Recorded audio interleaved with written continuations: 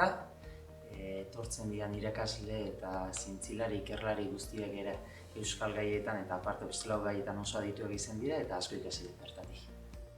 Azpimarratuko nuke sortzen den ezagutza eta transmititzen zaiona etortzen denari euskaratik eta euskaraz egindako izaten dela eta bada espresio bat oso zaila dela beste eremutan aurkitzen.